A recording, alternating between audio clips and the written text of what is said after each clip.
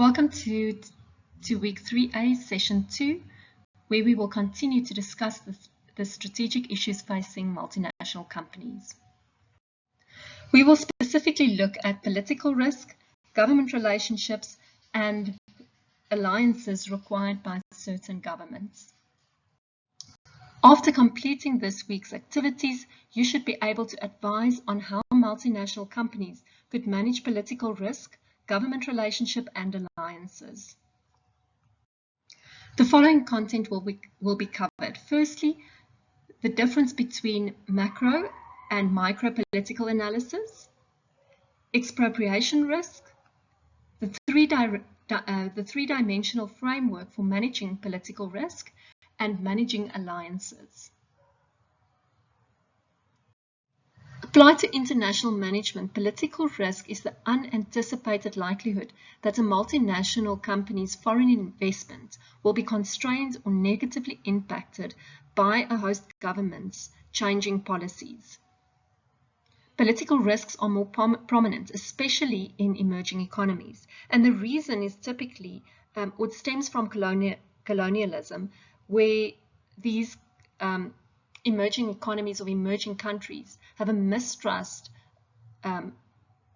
regarding large Western multinationals. Okay, and an example of that is that China is the risks between China and the USA. In terms of US companies, they face strict price controls, currency restrictions, sales limits on state-owned firms, and also the Chinese government controlling the flow of convertible currency, making it difficult to trade in that economy despite its size. And then China has also been accused of industrial piracy, and the interpretation of rules and regulations regarding copyright, etc., remains problematic. On the other side of the coin, Chinese multinational companies must also assess the political risk inherent in doing business in the United States. A company such as Huawei has suffered immense losses because their product has been banned from being sold in the United States, because the company has been accused for activating spyware on their devices. You can refer to the website, the Eurasia Group website. They do annual research on the political risks that is faced in different countries, and it is a useful resource to consult should you want to look at the political risks in different countries. When analyzing political risk, it could be done at the macro level or at the micro level. The macro political risk reviews the major political decisions likely to affect all businesses that conduct a business in a specific country. So, for example, that could be China's decision restricting foreign exchange transactions, and that represents a macro political risk because it affects all multinational companies operating in China. Micropolitical risk analysis is directed towards government policies or actions influencing selected sections of the economy or specific foreign businesses in terms of taxes or tariffs. And an example would be the US government's tariffs on steel and aluminium, and that would negatively impact multinationals importing steel and aluminium to that country. Let's consider some more examples of macro-political risk issues. So there's a growing number of countries with economic troubles, and those include Russia, South Africa, Nigeria, Brazil. And because of that, Russia has tightened controls on the flow of foreign currency to protect their local economy. India's legal system is a labyrinth of laws and bureaucratic red tapes. Multinational companies that operate in India accept this as a risk and a cost of doing business in India. Similar things also apply to when doing business in Africa. India's slow-moving judicial system encourages non-compliance, and I think similar issues are also apparent in South Africa.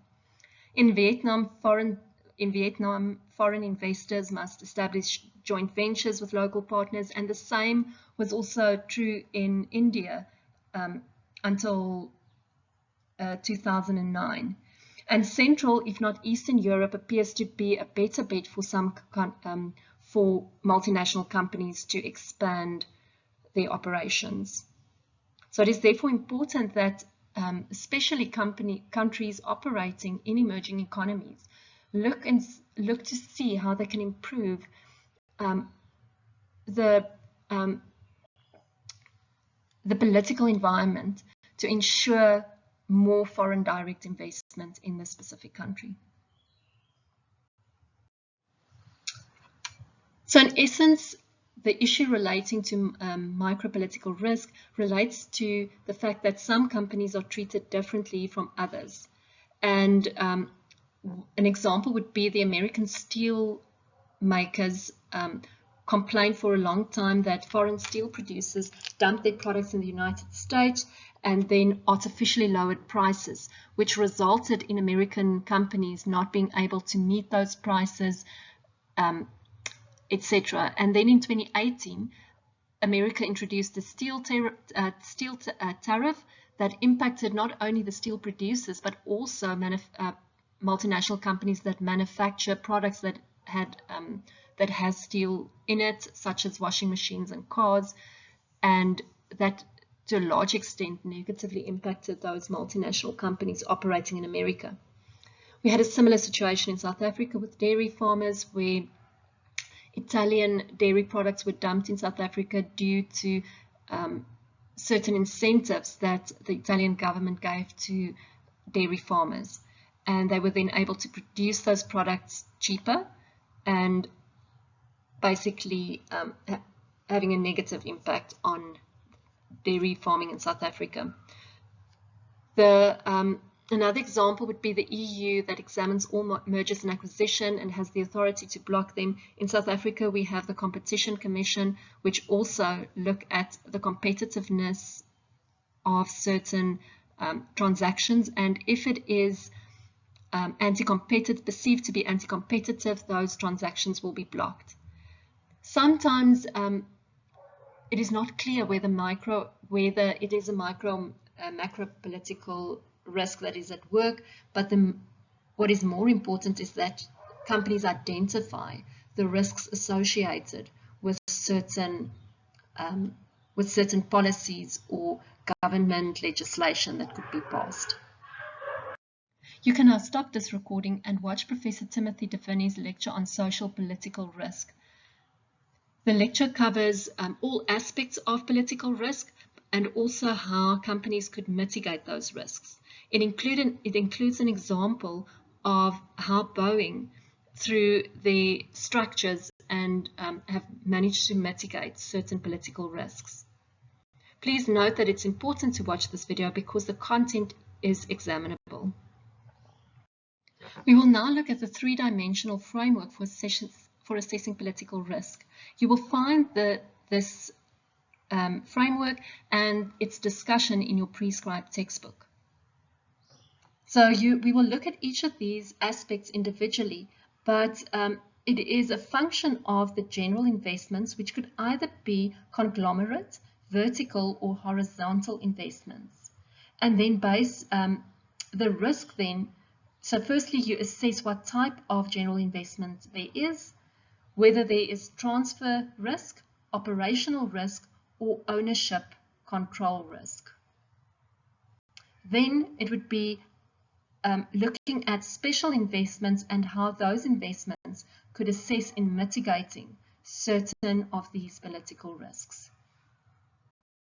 We will firstly consider political risk. Political risk comprises of transfer risk, operational risk, and ownership control risk.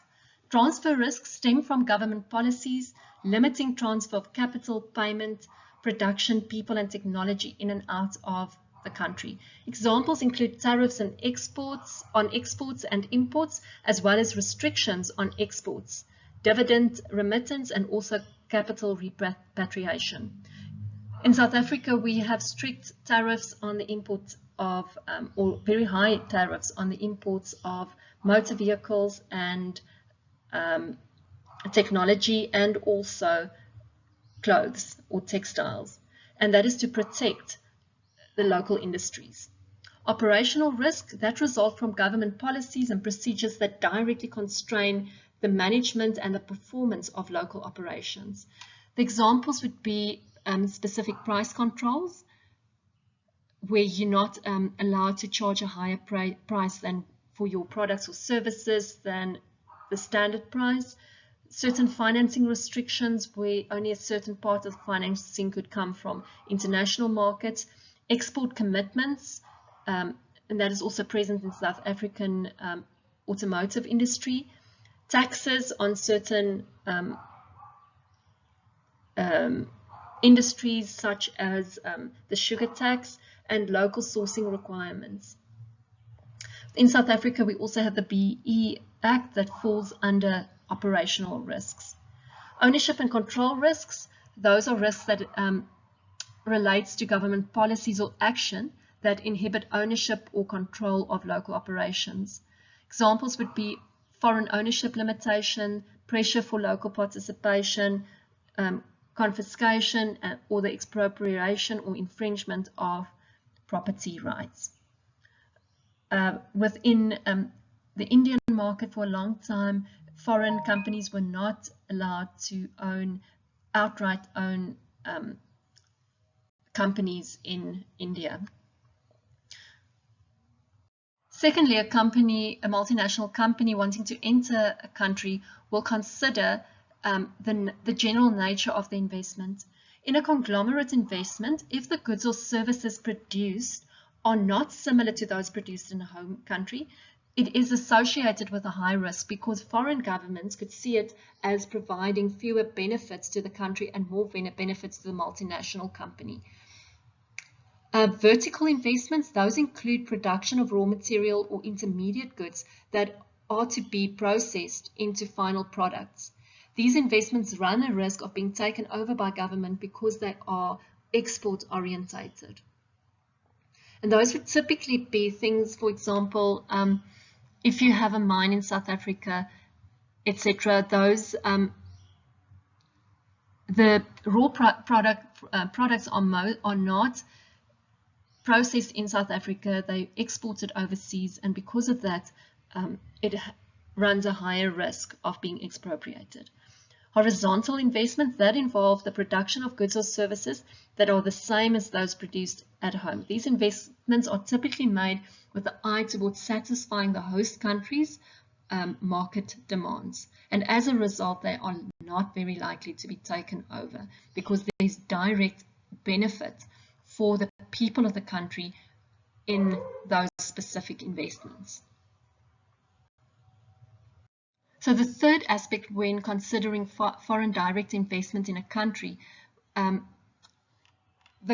multinational would consider the sector of the economic activity, the technological sophistication of the products or service delivered, and the ownership pattern.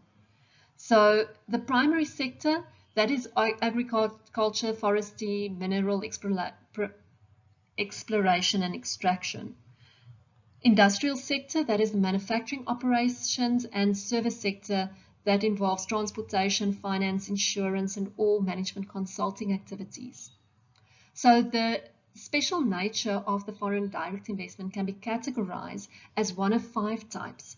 And with the type 1, the risk is very high, and with the type 5, the risk is very lower. So this is just in terms of ranking the risk of the risk in terms of the nature of your investment.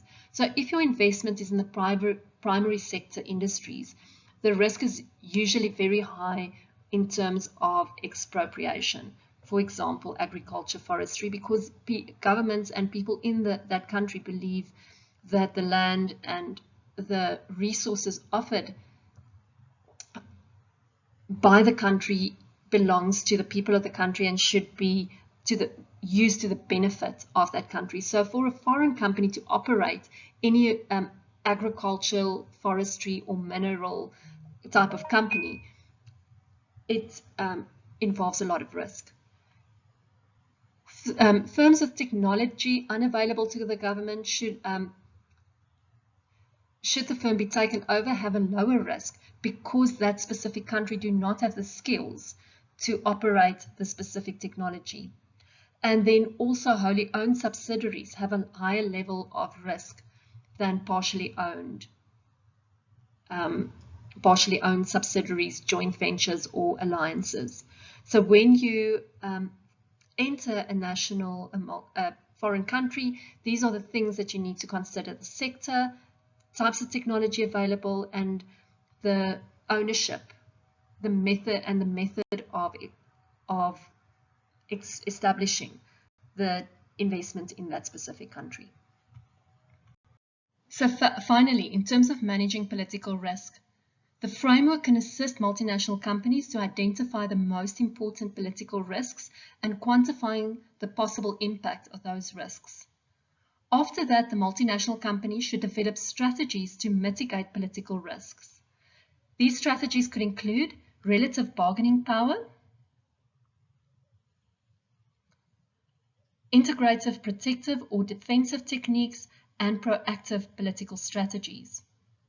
No one of these strategies is guaranteed to work, but building continuous relationships with all parties in the government and in a specific country could help multinational companies to protect their interests.